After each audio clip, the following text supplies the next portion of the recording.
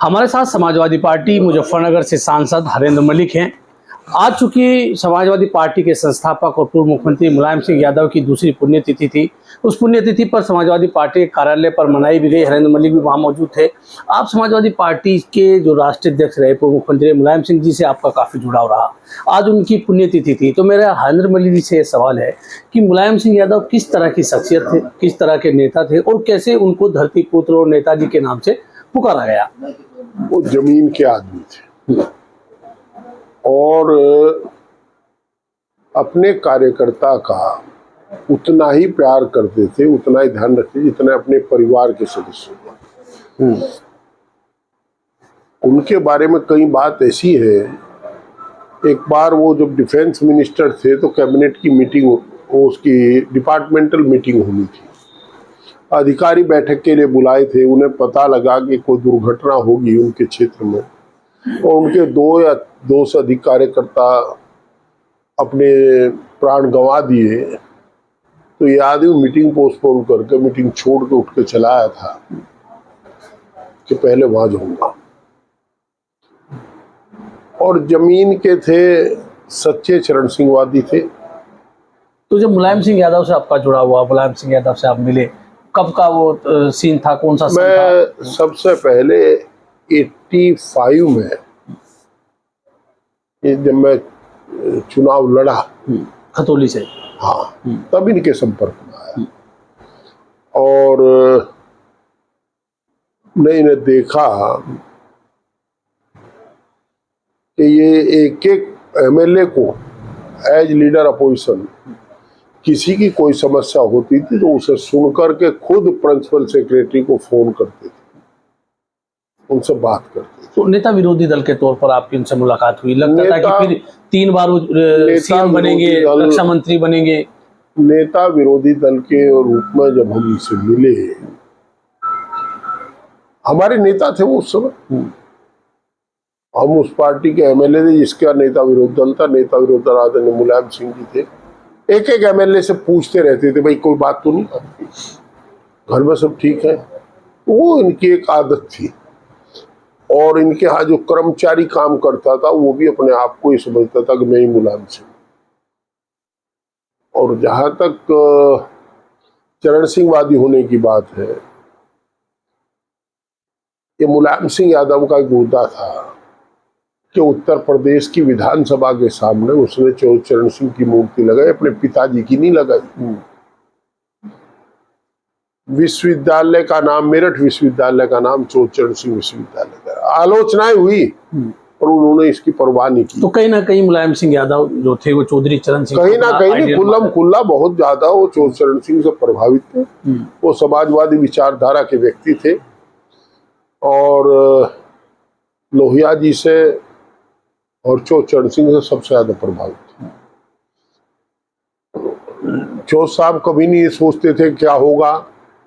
मुलायम सिंह यादव जी निर्णय लेने में कभी नहीं सोचते थे आगे क्या होगा। तो कौन सा है कि ऐसा फैसला हरेंद्र मलिक को याद है कि मुलायम सिंह यादव इतने बड़े कद के नेता हैं? एक बार हम लोग एमएलए थे और ये 89 की बात, देवीलाल उप प्रधानमंत्री थे और एग्रीकल्चर मिनिस्टर भी थे। हमारे प्रदेश में, क्या देश में ही कुछ यूरिया की किल्लत हुई, डीएपी किल्लत हुई। तो हमारी जानकारी में एमएलए की कुछ लोग जो पदाधिकारी थे, मैं पदाधिकारी था एमएलए में, उनकी मीटिंग हो रही थी तो जो देवीलाल जी का फोन उन्हें आया। तो इस आदमी की तरह हम देखते रह गए। इन्होंने ये कहा कि कुछ भी हो जाए, हमारे यहाँ यूरिया का कारखाना भी है, कि एक गाड़ी भी यहां से नहीं निकलेगी जब तक यूपी को के यूरिया की पूर्ति नहीं होगी, उत्तर प्रदेश के किसानों के की पूर्ति नहीं होगी और डीएपी की नहीं तो आप देंगे। एक किलो यूरिया नहीं जाने दूंगा। हम सब एमएलए देखते रह गए और बाद में चर्चा की आ रही है, इन्हें अपना नेता मानते और बड़ा सभ्यता के साथ कहा, साहब आप मेरे आदर्श।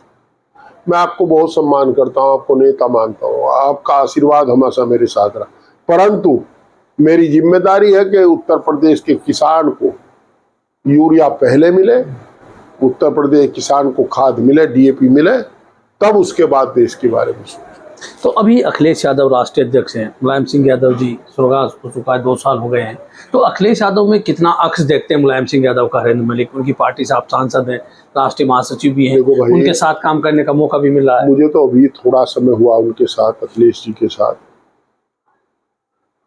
और लोग बात सब यही कह रहे, उनके हाव भाव बात करने का तरीका सब मुलायम सिंह सा ही लगे। जो आदरणीय मुलायम सिंह यादव जी करते थे ऐसा ही वो करते हैं। और किसान की बात जो आपने छेड़ी थी वो रहेगी, खड़े कोल्हू का मामला था। पहले कोल्हू पर लाइसेंस होता था, प्रतिबंधित होता था, किसान चलाता था, वो सील लगाते थे, सील टूटती थी, मुकदमा दर्ज होता था। हम एमएलए थे, हमने हाउस में मामला उठाया। रामशरण दास जी स्वर्गीय, वो गन्ना मंत्री थे, वो कहने नेताजी वो मलिका कोल्हू तो यही गाढ़ा दिखे। तो मुलायम सिंह यादव जी ने कहा इसमें क्या बात होगी, कर दो लाइसेंस फ्री। वो खड़े हो गए, कह दिया कि आज से खड़ा कोल्हू लाइसेंस फ्री है, किसान की जान बचे। तो कहीं ना कहीं ये लाइसेंस फ्री कोल्हू है आपके हरेंद्र मलिक की कहीं ना कहीं देन है मुलायम सिंह? नहीं, मेरी देन नहीं, हम तो आवाज तो उठाई नहीं। तो देखिए मैं आपको बताऊं, ये तो प्रोसीडिंग में है। अच्छा, हमने आवाज उठाई और आदरणीय मुख्यमंत्री जी थे उस समय मुलायम सिंह यादव जी, उन्होंने स्वीकार किया और उन्होंने कृपा करके, वो जानते हैं किसान का दुख क्या है, उन्होंने किया। हम लोग रोज लड़ते थे, रणवीर सिंह सिंबाड़ का अंतरराष्ट्रीय खिलाड़ी थे, वॉलीबॉल के 16 बार कप्तान रहे थे टीम के भारत के, और पुलिस में खेलों को बढ़ावा देने के लिए कोई बात नहीं थी। मैं और रुगरा नारायण सिंह हमारे साथी एमएलए थे इलाहाबाद से, कांग्रेस राज में रोज लड़ते थे। जब आदरणीय मुलायम सिंह जी मुख्यमंत्री बने तो उन्होंने यश भारती पुरस्कार शुरू कर दिया। अच्छा, और उसी रणवीर सिंह को पुरस्कार दे करके बुला करके स्टेट का इंचार्ज बढ़ा दिया पुलिस के स्पोर्ट्स का।